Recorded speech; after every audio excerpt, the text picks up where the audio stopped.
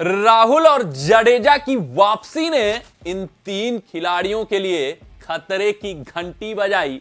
बहुत हुई ढिठाई, इन तीन दिग्गजों की सामत आई।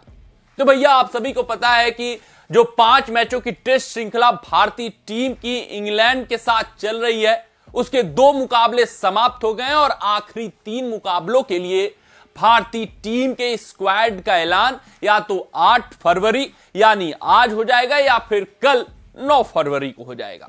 और इस स्क्वाड में अब ये अनुमान लगाए जा रहे हैं, जो रिपोर्ट सामने आ रहे हैं उसके अनुसार केएल राहुल की वापसी होना तय है। वहीं जडेजा भी अगले 3 मुकाबलों के लिए उपलब्ध हो सकते हैं और वो भी चुने जा सकते हैं।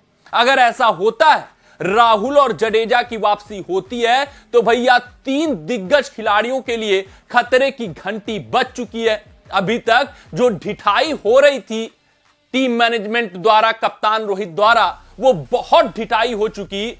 अब भैया इनका पत्ता साफ करने का बारी आ चुका है और अपने इस रिपोर्ट में हम यही देखने वाले हैं कि अंतिम 3 मुकाबलों के लिए जो स्क्वाड आने वाली है, उस स्क्वाड की चुने जाने पर जब चर्चा होगी तो 3 खिलाड़ियों पर अहम चर्चा होगी, क्योंकि खतरे की घंटी बजना उनके लिए शुरू हो चुका है। तो उन 3 खिलाड़ियों के ऊपर चर्चा शुरू करने से पहले और उनके आंकड़ों पर नजर डालने से पहले आप सभी व्यूअर से यही आग्रह है, यही अनुरोध है कि भाई साहब, अगर आपको हमारे अपडेट्स पसंद आते हो तो वीडियो को लाइक, चैनल को सब्सक्राइब, नोटिफिकेशन की घंटी और कमेंट सेक्शन में अपना कमेंट दागना मत भूलिएगा। यानी कि अपना राय जरूर साझा करिएगा कि आपके हिसाब से ये 3 खिलाड़ी भारतीय टीम के स्क्वाड में अपना जगह बनाते हैं अपनी क्षमता के दम पर या नहीं बना पाएंगे।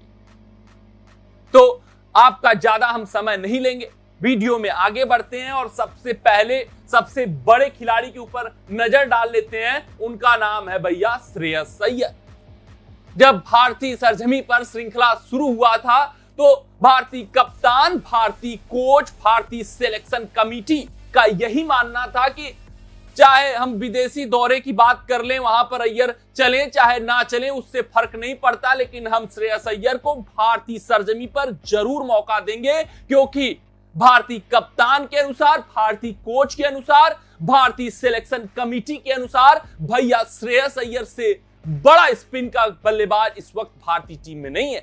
लेकिन हुआ क्या, श्रेयस अय्यर ने सबके मुंह पर ताला लगाते हुए, यानी कि कोच के मुंह पर ताला लगाया, रोहित कप्तान के मुंह पर ताला लगाते हुए यहां पर ऐसा निराशजनक प्रदर्शन किया कि टाई फिस हो गया है। अब इनके ऊपर खतरे की घंटी बजने लगी है, क्योंकि केएल राहुल की वापसी हो रही है। वहीं रजत पाटीदार ने एक मुकाबला खेला, प्रभावित भी किया है। तो जो स्क्वाड का सिलेक्शन होगा उसमें चर्चा जरूर होगा कि श्रेयस अय्यर को रखें या ना रखें, क्योंकि सरफराज डोमेस्टिक क्रिकेट में लगातार प्रदर्शन करते हुए आ रहे हैं। और अगर श्रेयस अय्यर के आंकड़ों पर आप नजर डालेंगे तो 14 मुकाबले, मात्र 36.86 का औसत, जिसमें 1 शतक और 5 अर्धशतक आया है। और उससे भी बड़ी बात, अगर श्रेयस अय्यर के अंतिम 14 पारियों पर अगर आप नजर डालेंगे तो एक भी 50 नहीं आया। 29, 27, 13, 35, 4 देख लीजिए, ये कितना बुरा प्रदर्शन है श्रेयस अय्यर का। यानी कि इनके ऊपर खतरे की घंटी बजना शुरू हो चुकी है। राहुल की वापसी होगी, रजत पाटीदार ने प्रभावित किया है, सरफराज खान भी लगातार दरवाजा खटखटाते हुए दिख रहे हैं कि भैया चुन लो, कब चुनोगे, कितना मैं प्रदर्शन करूं। वहीं श्रेयस अय्यर के साथ भारतीय टीम काफी स्टिक कर रही है, ढिठाई बहुत हो चुकी है। अब इनकी बाहर आने की नौबत आ चुकी है, श्रेयस अय्यर की सामत आ चुकी है। अब इनको बाहर करना आवश्यक हो चुका है, क्योंकि अगर ये स्क्वाड में चुने जाते हैं तो फिर सरफराज को बाहर करना पड़ेगा और ये सरफराज के साथ बड़ी नाइंसाफी। अब आ जाते हैं दूसरे खिलाड़ी के ऊपर। इनका नाम है अक्षर पटेल। ये तीसरे गेंदबाज के तौर पे लगातार भारतीय सरजमी पर खेलते हुए आ रहे हैं, लेकिन अगर आप इनकी गेंदबाजी के आंकड़े पर नजर डालेंगे तो वो निराशाजनक। 99 पे 2, 107 पे 3, ये दोनों पारियों का है। मतलब 2 पारी मिलाकर 2 विकेट या 3 विकेट, 2 विकेट, 1 भी विकेट नहीं, 2 विकेट, 1 विकेट, ये इनका सूरत हाल है पिछले 6 मुकाबलों का। और ये जो 6 मुकाबले इन्होंने खेले हैं आप सुनकर दंग रह जाएंगे कि ये जो आंकड़े हैं वो भारतीय सरजमीन के, यानी कि जहां पर इनके मुफीद पिचें रहती हैं वहां पर भी ये अपनी गेंदबाजी से प्रभावित नहीं कर पाए हैं। हालांकि इनकी बल्लेबाजी जरूर इनका एक बड़ा पक्ष है, जिसके कारण भारतीय कप्तान इनके साथ स्टिक कर सकते हैं तीसरे टेस्ट मुकाबले में। टीम सिलेक्शन इनको स्क्वाड में चुन सकती है।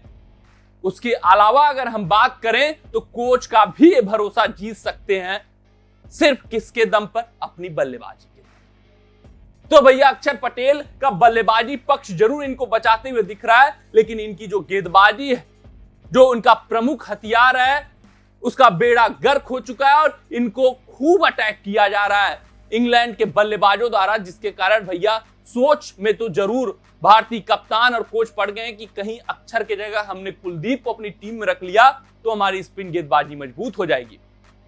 तो चर्चा जरूर होगी अक्षर पटेल के ऊपर कि इनके साथ किया क्या जाए, लेकिन इनकी जो बल्लेबाजी पक्ष है वो थोड़ा सा अक्षर पटेल को एज देती हुई दिख रही है। वहीं अगर हम तीसरे खिलाड़ी की बात करें, तीसरे दिग्गज की बात करें, तो इनका नाम है के.एस. भरत। ये टीम में इस वक्त इसलिए बने हुए हैं क्योंकि ईशान किशन अलग ढिठाई कर रहे हैं। उनसे कहा जा रहा है कि भैया आप जाओ डोमेस्टिक क्रिकेट खेलो, तो वो कह रहे हैं कि नहीं, मैं डोमेस्टिक नहीं खेलूंगा, मैं हार्दिक के साथ ट्रेन करूंगा, कृणाल के साथ ट्रेनिंग करूंगा, जिस वजह से के.एस. भरत को खिलाया जा रहा है। और के.एस. भरत के आंकड़े अगर आप टेस्ट क्रिकेट में देख लेंगे तो आप हैरत में पड़ जाएंगे कि भैया इतने खराब आंकड़े होने के बाद कैसे एक बल्लेबाज भारतीय टीम में जगह बना पा रहा है। 7 मुकाबलों में मात्र 20 का औसत है। इनसे कहीं ज्यादा बेहतर अपने रिद्धिमान साहा थे।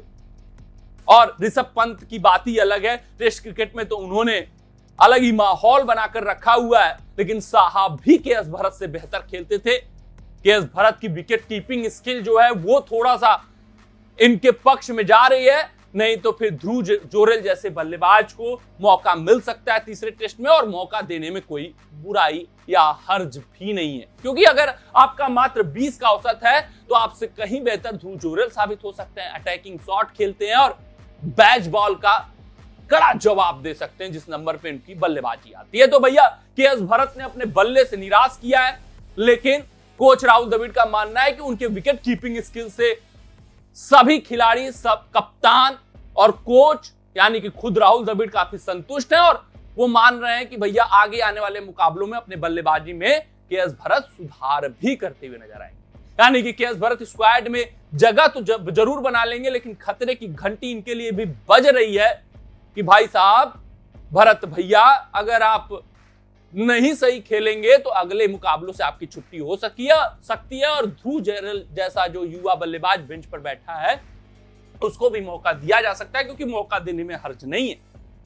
अगर हम भारत की बात करें तो अभी तक एक भी मुकाबले में, जितने मुकाबले टेस्ट क्रिकेट में खेले, अपने बल्लेबाजी से इंपैक्ट नहीं दे पाए, तो ध्रुव जोरेल को मौका देने में क्या हर्ज है। तो ये जो 3 खिलाड़ी हैं, इनके लिए खतरे की घंटी बजना शुरू हो गई है। राहुल जडेजा की स्क्वाड में वापसी के बाद माथा पच्ची जरूर होगी स्क्वाड सिलेक्शन के वक्त कि किसको बाहर किया जाए, सरफराज को बाहर किया जाए या अय्यर को बाहर किया जाए। अगर सरफराज को बाहर करते हैं स्क्वाड से तो सरफराज के साथ बड़ी नाइंसाफी होगी और ढिठाई की सीमा पार हो जाएगी। तो अब ये देखना दिलचस्प रहेगा कि अंतिम 3 मुकाबलों के लिए भारतीय टीम का स्क्वाड क्या होने वाला है। कमेंट सेक्शन में कमेंट आप जरूर दाग दीजिएगा कि इन 3 खिलाड़ियों में से कौन सा ऐसा खिलाड़ी है जो आपके हिसाब से स्क्वाड में जगह अपने दम पे बना रहा है, अन्यथा सिर्फ परोपकार पे इनको लगातार चुना जा रहा है। मिलते हैं आपसे अगले रिपोर्ट में। आप अपना तब तक ध्यान दें, सुरक्षित रहें, स्वस्थ रहें, मस्त रहें। जय हिंद, जय भारत। अगर ये वीडियो आपको पसंद आया हो तो इसे लाइक और शेयर करें और क्रिकेट से जुड़ी अन्य जानकारियों के लिए हमारे चैनल को सब्सक्राइब करना ना भूलें।